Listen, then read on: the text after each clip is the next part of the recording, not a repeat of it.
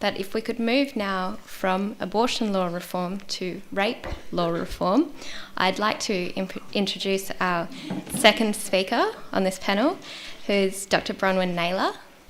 Bronwyn is a beloved Monash academic and is author of a recent paper on rape law reform and restorative justice. Thank you, Bronwyn.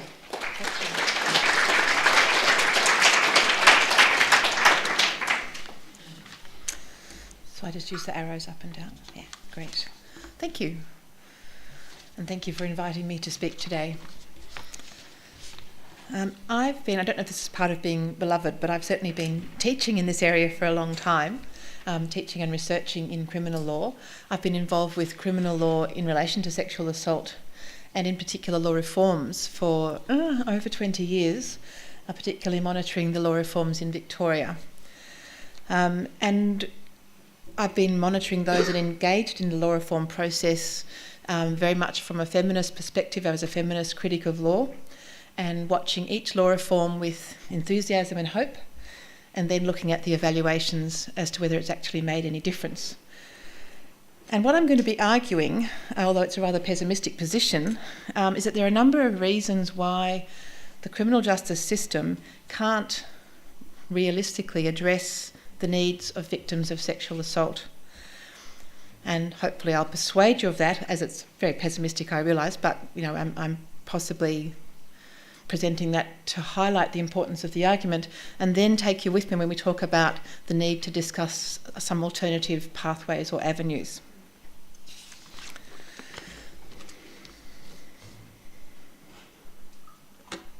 Nope. Thank you. So first I want to outline very briefly some of the problems with the criminal justice system. And as I've mentioned, over the last 2 or 3 decades, both in Victoria and in most other common law jurisdictions, there have been major reforms to sexual assault laws.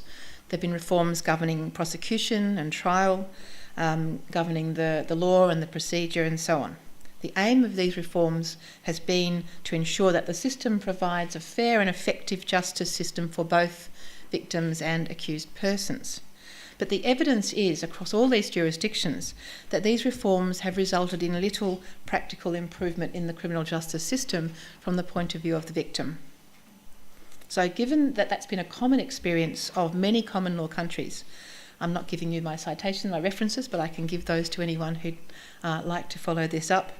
I'm really arguing that there's not a lot of scope for substantive law reform in this area.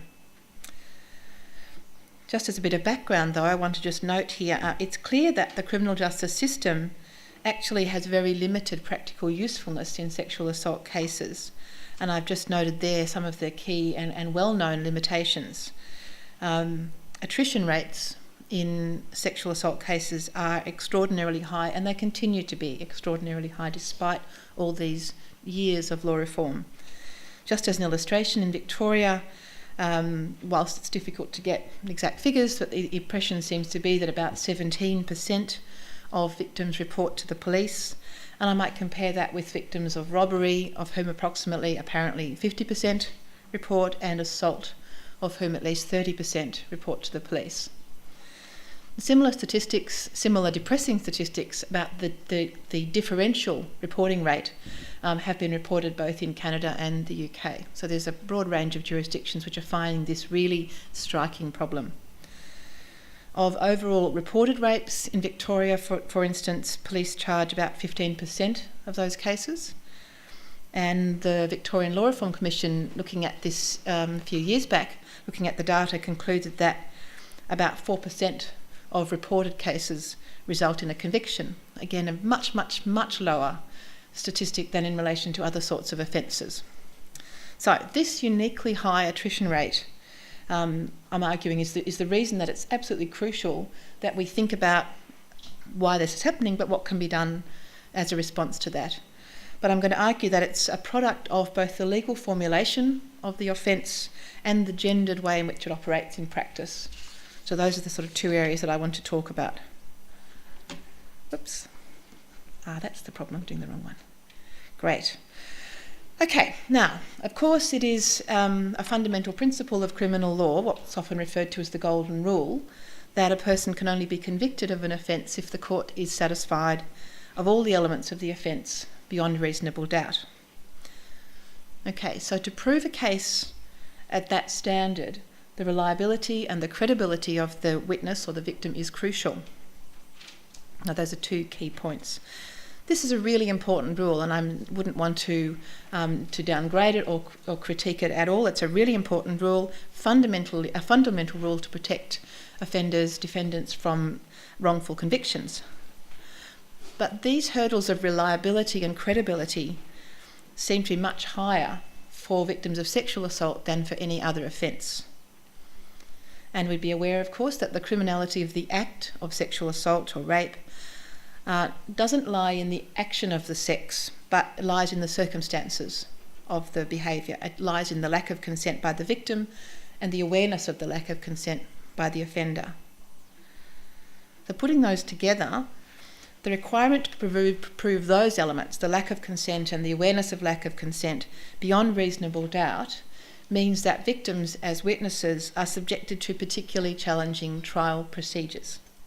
None of this will come as a surprise to you, but I want to emphasise this really clearly as to what the drivers must be for rethinking the criminal justice system in this area. So those challenging trial processes draw on gendered perspectives on sexuality in order to undermine the credibility of the victim as a witness. So we get detailed questioning about the nature of the penetration, exactly what happened.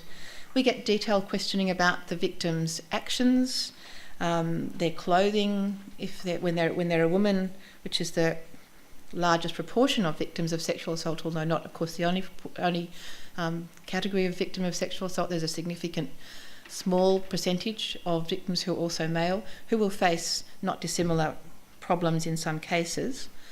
In relation to the female victims in particular, you get that focus, as we all know, on clothing. Were you wearing a short skirt, a tight shirt, etc., etc.? Were you dressed in a tarty way? Were you drunk? Were you really wanting it, despite what you're saying? Why didn't you scream? Why didn't you fight? Those sorts of factors, as I say, are really completely underpinned by a particular gender perspective of sexuality, and in particular of women's sexuality. So the outcome of that is that rape is most recognisable, most likely to be proven, where there's some external evidence of lack of consent, such as injuries and witnesses, where the victim is what's referred to as blameless, that is to say that they weren't drunk, they had not previously been particularly sexually active, and where the defendant was a stranger. Because remember, we're focusing here on that issue of consent and awareness of consent. Victim reports, however, again, as is well known now, show that in most cases rapes are not this type. They're not the stranger rape where a lot of violence is involved, but arise in the context of defendants and victims who know each other, where there wasn't necessarily overt physical resistance, whether that's due to fear or due to intoxication and so on. Given that, hopefully you're following the steps of my argument here, this means that there is every incentive on a defendant to plead not guilty. Okay, so even if the matter comes to trial, there's every reason, all of those boxes are ticked to say that a defendant should plead not guilty, and leave it to the defence counsel to try to undermine the victim witness, to challenge those issues of reliability and credibility, leading to a process which does produce high levels of acquittals, but which is also, as again is well recognised, extremely traumatic and difficult for the victim as witness, or indeed produces the earlier outcome of the victim witness withdrawing the charges.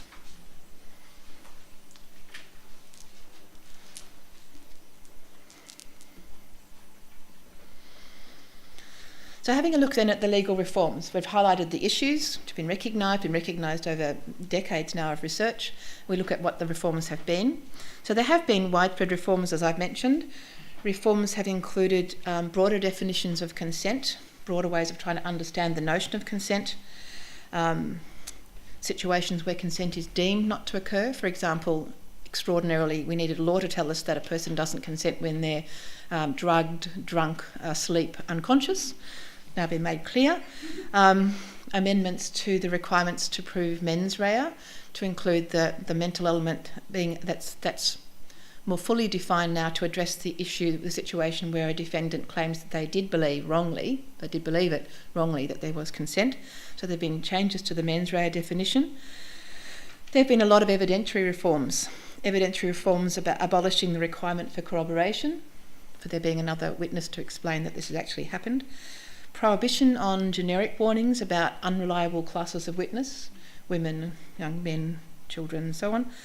And also limits in terms of rape shield type of laws, laws restricting the use of various forms of evidence which have been intended to undermine the credibility of witnesses by the use of inappropriate stereotyping. So issues that are around delay, issues that are around the idea that particular sorts of women are inherently unreliable, and so on. So there have been lots of procedural, substantive and evidentiary changes.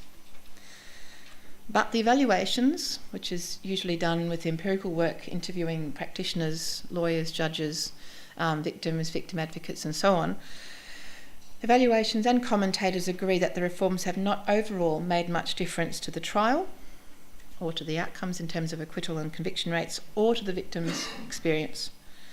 So just as a few illustrations, defence lawyers still managed to get in comments and questions pointing out that the victim was already sexually active. Now that in itself you'd say, so what's the significance of that? In a trial process, this quite clearly draws on stereotypes about good and bad women. That bad women who are sexually active are therefore more broadly generally unreliable. This is not, of course, said these days, but it doesn't need to be said.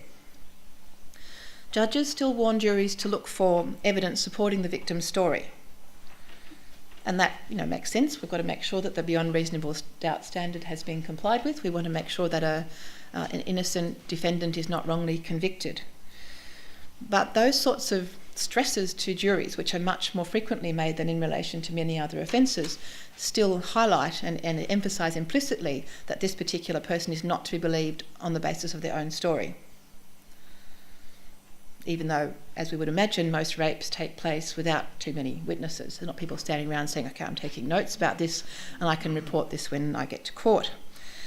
Judges still tend to point out the issue if the victim did not report the offence immediately, if they have made a delay in their reporting, even though there's plenty of evidence that's widely recognised that victims may not feel that they can report straight away for a range of psychological, emotional, social, etc. reasons.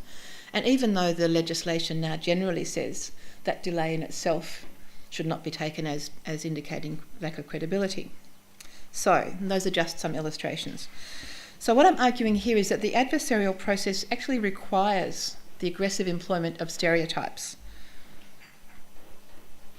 by defence counsel. Okay, that the adversarial process, by its very nature, because you've got defence versus prosecution, actually requires those sorts of gendered stereotypes to be employed by defence counsel where there's a plea of not guilty.